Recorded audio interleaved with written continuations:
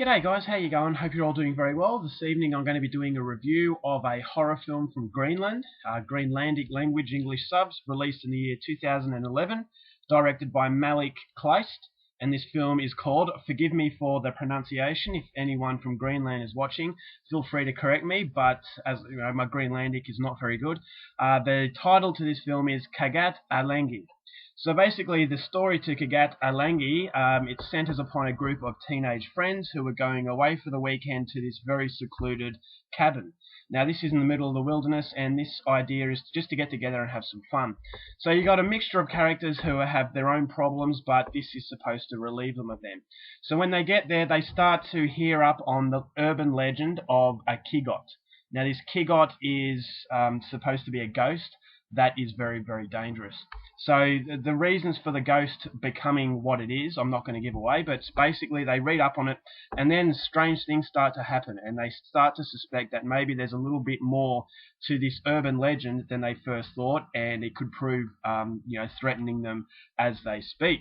So that's all that happens. That's all I'm going to give you on the synopsis. Basically, what happens from that point on, they're getting picked off one by one, and they've got to figure out what's going on. So if you want to know how the movie unfolds, please go out there and see this film for yourself. Now, my thoughts on the movie. I'd never even knew that there was a population in Greenland. Now, I'm pretty up to date with geography. I love, different cultures. I love to learn about different places. But Greenland really flew under the radar. I really didn't get a chance to look up on it. And it's not a case of not being interested. It was just, it didn't really come up on my radar.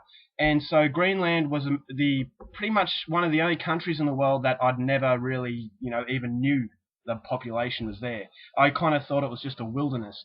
But, to my surprise, it does have a government, and there's I think there's a 56,000 population there. So there is a population, there is a government, it is in fact a country.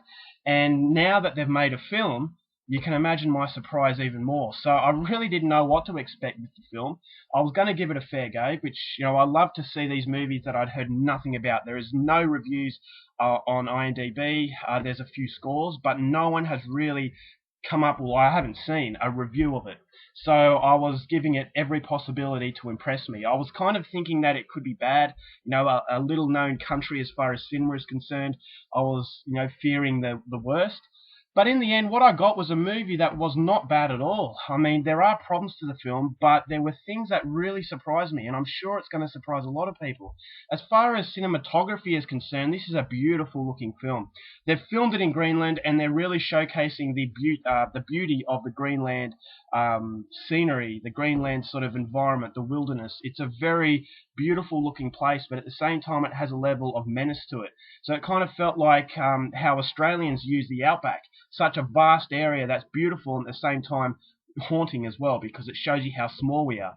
And that's exactly what this Greenlandic film does. It utilizes the beautiful scenery to its full advantage, and it makes the film very, very good to look at. The production value is very well done. Then you've got the acting, which was surprisingly pretty good. In parts it was a little bit iffy, but the majority of it, for such a young cast, it was something I wasn't expecting. It actually shows that these actors had ability, and that if this Greenlandic film is showcasing what Greenland is all about in the cinema, I would be pretty happy with it if I was from Greenland, because it is far from a terrible film. So the characters were very well done. It's a very slow burning film, which I'm sure is going to get under a lot of people's skins, because it does take a while for it to get to the horror part. But I like the build up. It was very slow, and it really got time to connect with these characters. And the most important thing about the movie is that the characters are very realistic. In America especially, you get these characters who are very stereotypical. You've got the nice guy, you've got the absolute jerk, and just the stereotypical characters that you can pretty much predict in every film. But this movie, there's a certain sense of realism to each and every character. Now, there are a few idiots, but they're not exaggerated where you want them to die. They're just realistic portrayals of people at that age, the ignorance and, feeling that you're bulletproof. So I thought that there was a real sense of realism to the whole film, apart from the fact, it's based on ghosts, but the actual characters are very realistic, and the dialogue, surprisingly, very realistic also. Reminded me of what someone said about Quentin Tarantino, where his dialogue, he has these characters talking about everyday things, things that you don't see very often in movie world, because everyday conversations can be pretty boring. But that's what you get in this film, and it felt like I was really just one of them. and I was in, the actual group. And therefore you gain, a certain level of trust to the characters. You gain a liking to them. So when bad things start to happen, you can feel the emotion that they're feeling. So that's something I got from the film also. And as I said, there are a lot of really good things. The only bad thing I would say is that the horror element to the movie doesn't quite match the overall dramatic quality to the film. By that I mean it's got a certain level of seriousness to it, but when it gets to the horror, it kind of goes a bit lighthearted.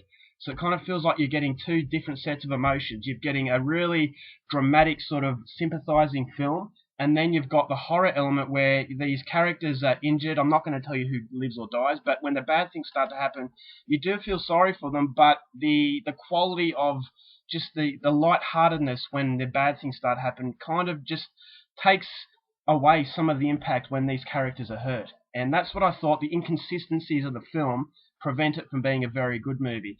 It kind of feels like you've got certain little areas of the movie that are really, really well done.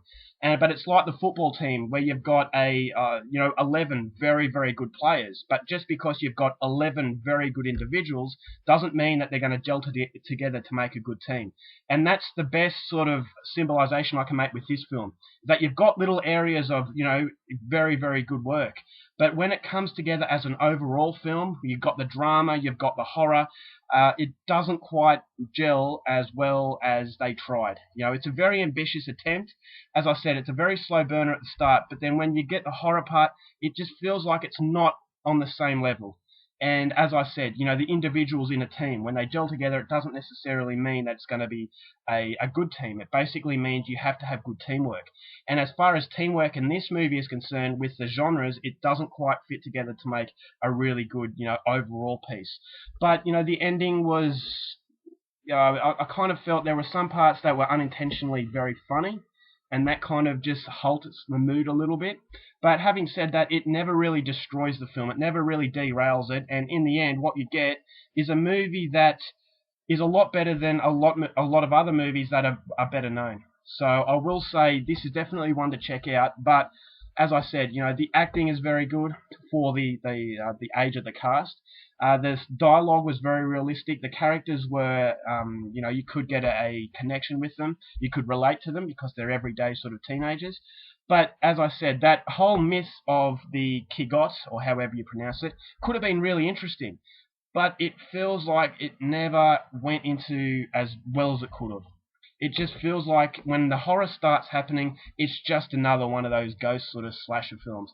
Whereas I thought, from being from Greenland, it could have delved into the mythology of Greenland a hell of a lot more and made that sort of villain a lot more interesting than he actually was. So it feels that the horror kind of, the dramatic quality of the film is defeated by the light-hearted sort of horror approach, and it doesn't really gel together as well as it should have. But having said that, it is still a film that I would recommend, especially if you want something that is completely new. So overall, I'm going to give it 2.5 stars. It is certainly not the worst movie I've seen, and it is one that I would say go out there and see. So 2.5 stars for the Greenlandic horror film Qaqqat Alanngui. It surprised me, and it was really cool to see a film from a place that I knew nothing about. Alright guys, that's my review. Hope you enjoyed it. Till next time, keep watching movies, and I'll see you later. Bye.